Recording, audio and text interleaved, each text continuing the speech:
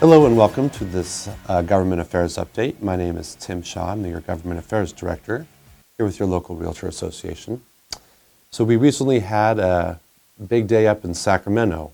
We had the California Association of Realtors meetings, and we did it right in the state capitol. And on May 11th was a big day where thousands of realtors from across the state of California gathered in the state capitol building to visit with their assembly members and senators to discuss items of legislation that are pending before the legislature and to try to get support and opposition where needed. So thought I'd update you on how that went. There were 3 bills specifically that we were focusing on and asking our legislators to take a stand on. One was Assembly Bill 2693. We asked members of the legislature to support this bill, actually. This bill, AB 2693, deals with PACE loans. You may have heard of these. They've really been growing across the state. The idea is that a property owner can voluntarily put an assessment on their property to do energy improvements to the home, whether it's solar panels, water efficiencies, or other kind of energy conservation measures, and then they get paid off over time with the property.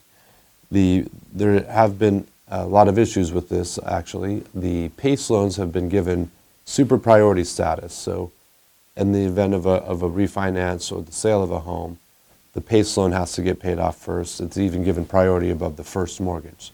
So Fannie Mae and Freddie Mac have come around and said that they will not lend to a home that has a PACE assessment on it for that reason. So what this bill would do, AB 2693, would reduce the PACE loan, so it would come in order after the first mortgage. And it would also further clarify all the disclosures that need to happen to the homeowner before they were entered into a PACE loan agreement. So we support this bill. We want homeowners to fully understand what they're getting into and the terms. And without this bill, Fannie Mae and Freddie Mac wouldn't be able to participate. So that really was putting a hindrance on people's ability to refinance or sell their homes if they got these PACE assessments. So this is a good bill. Another bill was AB 2760. We asked our senators and assembly members to support. This has to do with what is and what is not a companion animal. So if you are a property owner and you're renting out your property, you might have a policy that says no pets, and everyone can understand that. But there are those who are disabled and they need a service animal, if it's a seeing eye dog, or even animals have been trained to turn on lights and perform services for those who are genuinely disabled. And of course, a property owner cannot refuse to rent to somebody who has a service animal. There's kind of been a gray area that's emerged called with companion animals.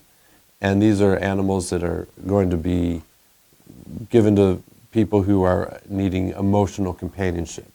So the animal is not necessarily performing a service, but just other than just being around and being an emotional support to the individual.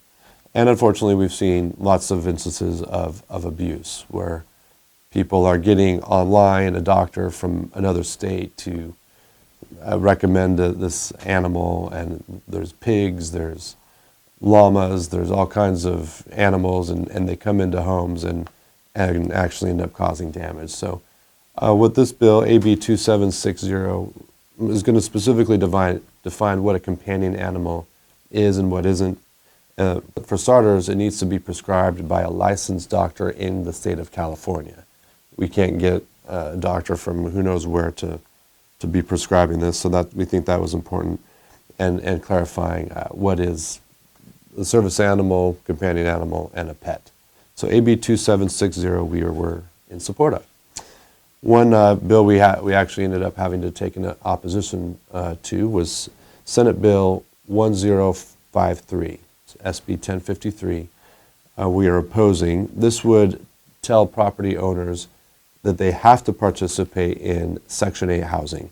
You've probably all heard of Section 8 housing, the federal government's program for low-income persons to get into housing. That's always been a voluntary program. If you were a property owner and you wanted to voluntarily have Section 8 clients, that was and that worked for you, that was fine.